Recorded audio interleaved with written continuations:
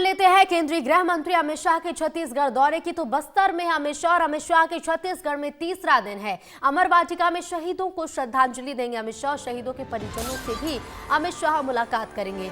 आज और क्या कुछ कार्यक्रम होगा वो भी आपको विस्तार से बताते हैं। तो देखिए, केंद्रीय गृह मंत्री अमित शाह शहीदों के परिजनों से मुलाकात भी करेंगे। अमर वाटिका में शहीदों को श्रद्धांजलि देंगे गृह मंत्री और शाम के 4:30 बजे केंद्रीय गृह मंत्री अमित शाह बैठक लेंगे, जिसमें सीएम और डिप्टी सीएम शामिल होंगे। तो देखिए, डिप्टी सीएम और सीएम शामिल होंगे इस बैठक में। बेहद महत्वपूर्ण बैठक भी होगी। और इसके साथ ही साथ आपको ये भी बता दें कि बैठक के साथ साथ शहीदों के परिजनों से भी शाह मुलाकात करने वाले हैं। तो देखिए, आज इस दौरे का तीसरा दिन है और तीसरा दिन भी बेहद खास है। तो चलिए, आज क्या कुछ होगा आपको बताते हैं। सुबह 10 बजे से शुरुआत होगी केंद्रीय गृह मंत्री के कार्यक्रम की। सुबह के 10 बजे अमर वाटिका जाएंगे अमित शाह। अमर वाटिका में शहीदों को श्रद्धांजलि दी जाएगी और इसके साथ ही शहीदों के परिजनों से अमित शाह मुलाकात भी करेंगे। नक्सल हिंसा में मृत व्यक्तियों के परिजनों से मुलाकात होगी और शाम के 4:30 बजे से होटल में फेयर में LWE की बैठक भी अमित शाह करेंगे।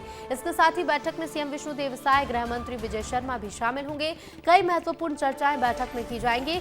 और सीधे रुक करेंगे बस्तर से हमारे संवाददाता संजय ठाकुर लाइव जुड़ रहे हैं। संजय, लगातार हमने देखा इसके पहले भी गृह मंत्री अमित शाह जब छत्तीसगढ़ पहुंचे हैं, कई महत्वपूर्ण चर्चाएं रही हैं, दौरे बेहद खास रहे हैं। इस बार का दौरा कितना खास और आज तीसरे दिन के लिए क्या कुछ जानकारी है? ऋतु, आज के दिन को काफ़ी महत्वपूर्ण माना जा रहा है क्योंकि आज अमित शाह अमर वाटिका जा करके शहीद जो जवान हुए हैं उनके परिजनों से मुलाकात करेंगे, जो नक्सल हिंसा की पीड़ित है उनसे मुलाकात करेंगे।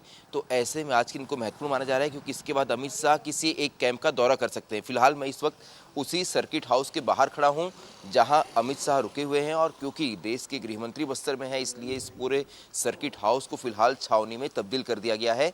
यहाँ जाने वाले रास्ते को ब्लॉक कर दिया गया है। यहाँ जिला पुलिस के साथ पैरामिलिट्री फोर्सेस के जवान तैनात किए गए हैं। अगर इस ओर आप देखें तो यहाँ पे आपको माइन प्रोटेक्टेड व्हीकल भी नजर आएगी। ये गाड़ी जो है इसे देश में सबसे मजबूत गाड़ी माना जाता है।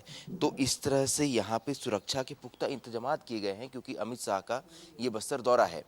अमित शाह आज किसी एक कैंप का दौरा कर सकते हैं। इस कैंप के दौरे को भी काफ़ी महत्वपूर्ण माना जा रहा है क्योंकि ऐसे कयास लगाए जा रहे हैं कि अमित शाह किसी अंदरूनी इलाके के कैंप में जा सकते हैं।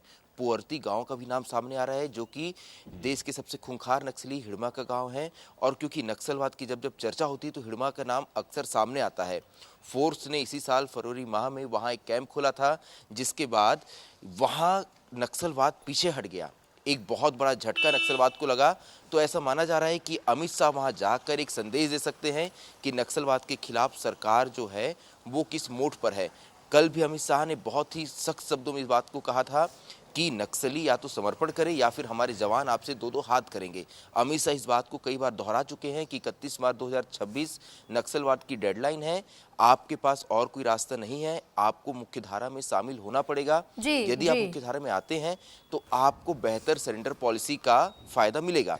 साथ ही अमित शाह ने यह भी कहा है कि छत्तीसगढ़ की सरेंडर पॉलिसी जो है वो सारे देश में सबसे सही है, सबसे बेस्ट है और इसका आपको फ़ायदा लेना चाहिए। तो कहीं ना कहीं अमित शाह का संदेश बहुत ही साफ है कि नक्सलवाद के खिलाफ ये जो युद्ध है ये बस अब खात्मे के कगार पर है। जितने भी लोग अभी जंगलों में बंदूक लेके घूम रहे हैं वो वापस आइए, मुख्य धारा में शामिल होइए और सरेंडर पॉलिसी का फायदा उठाइए। बिल्कुल, संदेश यही दिया जा रहा है। संजय, अब देखना होगा कि इस बार के 3 दिवसीय दौरे का छत्तीसगढ़ पर क्या कुछ असर पड़ेगा, क्या कुछ बदलाव होंगे। फिलहाल शुक्रिया संजय।